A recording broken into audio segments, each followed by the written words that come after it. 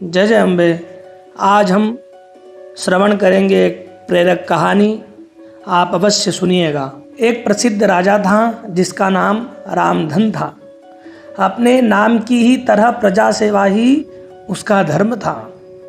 उनकी प्रजा भी उन्हें राजा राम की तरह ही पूजती थी। राजा रामधन सभी की निष्काम भाव से सहायता करते थे, फिर चाहे वो उनके राज्य की प्रजा हो या अन्य किसी राज्य की। उनकी ख्याति सर्वत्र थी। उनके दानी स्वभाव और व्यवहार के गुणगान उनके शत्रु राजा तक करते थे। उन राजाओं में से एक राजा था भीमसिंह, जिसे राजा रामधन की इस ख्याति से ईर्ष्या थी।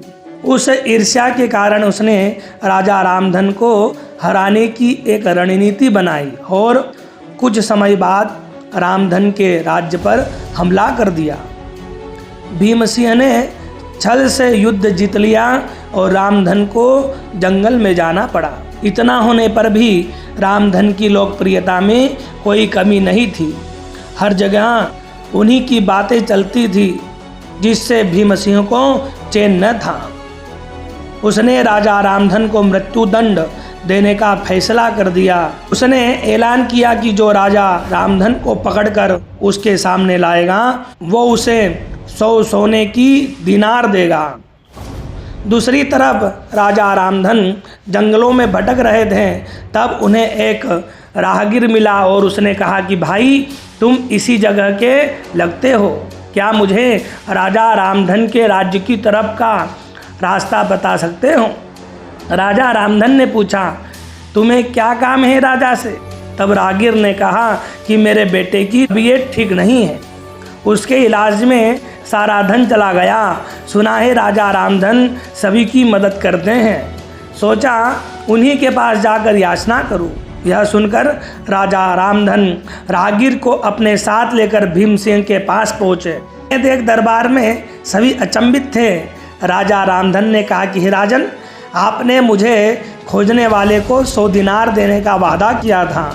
मेरे इस मित्र ने मुझे आपके सामने पेश किया है, अतः इसे वो 100 दिनार दे दे। यह सुनकर राजा भीमसिंह को एहसास हो गया कि राजा रामधन सच में कितने महान और दानी हैं, और उसने अपनी गलती को स्वीकार किया। साथ ही राजा रामधन को उनका राज्य लौटा दिया और सदा उनके दिखाए रास्ते पर चलने का फैसला किया। इस कहानी से हमें यह सीख मिलती है कि मनुष्य को अपने कर्मों का ख्याल रखना चाहिए। अगर आप अच्छा करोगे तो अच्छा ही मिलेगा।